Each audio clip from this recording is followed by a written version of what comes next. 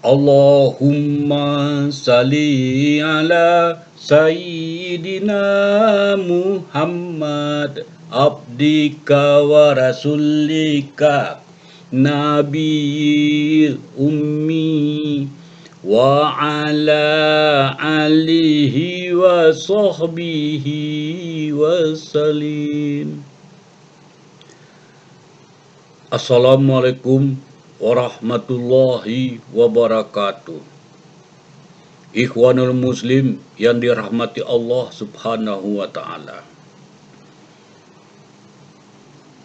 Bagaimana melihat Allah di dalam salat? Ini pertanyaan seorang ibu kepada Buya Arazi dalam ceramah di Sambas, Kalimantan Barat.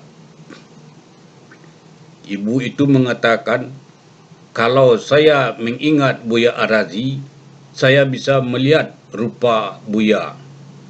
Tapi ketika saya mengingat Allah, saya tidak bisa melihat rupa Allah. Jadi dalam salat itu, pikiran saya kadang-kadang kosong, kadang-kadang menggigil. Pertanyaannya, ujar ibu itu, bagaimana melihat rupa Allah dalam salat agar kita khusyuk? Ikhwanul Muslim yang dirahmati Allah Subhanahu wa Ta'ala. Pertanyaan ini dijawab oleh Buya Arazi ringkasnya seperti ini. Kalau kita salat, kita harus mengikuti Rasulullah. Ikutilah aku, sabda Rasulullah. Cara salat Rasulullah harus diikuti, rukuknya, sujudnya, dan sebagainya. Namun kita tidak pernah melihat Rasulullah, maka kita melihat kepada guru kita, rukuknya, sujudnya, dan lain sebagainya. Dan kemudian disimpulkan bahwa kita berabitah kepada guru kita. Jadi agar mencapai salat khusyuk, harus berabitah kepada guru. Ikhwanul Muslim yang dirahmati Allah Subhanahu wa Ta'ala. Jawaban Buya Arazi ini sepertinya dia tidak tahu, bahkan mungkin lupa karena kedalaman ilmu dan keluasan ilmu. Jawaban itu sudah ada di dalam sebuah hadis. Sudah ada dalam sebuah hadis yang diriwayatkan oleh Bukhari. Di dalam percakapan Malaikat Jibril dengan Nabi Muhammad Rasulullah SAW yang disimpulkan ada 3 perkara pokok dalam Islam ini, yaitu Islam, iman, dan ihsan. Ketika Sayyidina Jibril alaihissalam bertanya apakah itu ihsan, setelah dijawab oleh Rasulullah pertanyaan tentang apa itu Islam, apa itu iman, dan kemudian pertanyaan ketiga apakah itu ihsan. Ihsan dijawab oleh Nabi Muhammad Rasulullah SAW, engkau sembah Allah seakan-akan engkau melihatnya. Engkau sembah Allah seakan-akan engkau melihatnya. Dan jika engkau tidak melihat Allah, sesungguhnya Dia melihat engkau. Inilah yang ihsan. Jadi jawaban dari pertanyaan ibu itu harus diarahkan kepada ihsan, bukan kepada rabitah. Jawaban dari Buya Arazi itu jelas tidak sesuai dengan hadis Nabi Muhammad Rasulullah SAW. Jadi di sini kalau ditanyakan bagaimana melihat Allah di dalam salat, maka dijawab, kalau engkau tidak bisa melihat Allah dalam salat, sesungguhnya Dia melihat engkau. Artinya apa? Untuk mencapai salat yang khusyuk itu, kita harus menyadari, sadar sepenuh-penuhnya di dalam salat bahwa kita itu dilihat oleh Allah Subhanahu wa Ta'ala.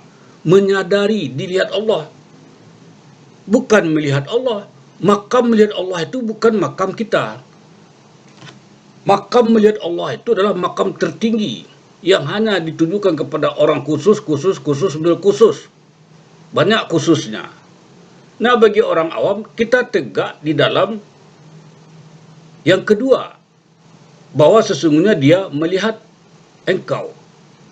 Jadi kalau kita menyadari sepenuhnya bahwa di dalam solat kita dilihat oleh Allah, maka solat itu akan kusut. Sebagai contoh misalnya, apabila Anda sekolah, SMA kah, perguruan tinggi kah, lalu ada ujian. Ketika Anda ujian, kan ada dosen yang mengawasi atau guru yang mengawasi. Di dalam ujian itu, ketika kita diawasi oleh guru atau dosen, kan konsentrasi kita kepada lembaran-lembaran jawaban, lembaran-lembaran pertanyaan itu. Tidak bisa melengok ke kiri, melengok ke kanan. Tidak bisa bergerak-gerak. Karena kita diperhatikan. Atau kita tes masuk pegawai negeri atau instansi tertentu. Di dalam tes itu kita akan diawasi. Nah, manakala kita diawasi, kita akan perhatian kita hanya khusus kepada lembaran-lembaran pertanyaan untuk menjawab pertanyaan itu. Contoh tes itu atau ujian di sekolah itu kira-kira semacam itu. Kita menyadari bahwa kita itu diawasi. Menyadari bahwa kita diawasi itulah yang dapat mencapai tingkatan khusyuk. Namun di dalam salat itu, kalau belum tercapai ada latihannya. Maka di dalam thariqah Naqsyabandi ada yang disebut dengan muraqabah. Muraqabah itu merenungkan Asmaul Husna, yaitu Ya Alimu, Ya Basiru, Ya Sami'u, Ya Allah, Ya Alimu, Ya Basiru, Ya Sami'u, Ya Allah, Ya Alimu, Ya Basiru, Ya Sami'u, Ya Allah. Wahai yang maha melihat, wahai yang maha mengetahui. Alimu, Ya Basiru, yang maha melihat. Ya Sami'u, yang maha mendengar. Allah, dia adalah Allah. Allah yang melihat gerak-gerik kita. Allah yang mendengar bisikan-bisikan bacaan kita atau suaraan bacaan kita. Dan Allah mengetahui apa-apa yang terdapat di dalam hati kita. Nah, kita harus menyadari hal itu.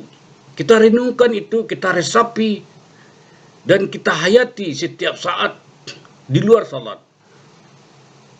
Manakala itu kita amalkan secara terus-menerus sambil merenungkannya, bukan sekadar membacanya. Mudah-mudahan akan sampai kita kepada salat him kasihan, yaitu menyadari, atau disebut juga salat yang khusyuk. Salat khusyuk menyadari bahwa kita dilihat oleh Allah Subhanahu wa taala.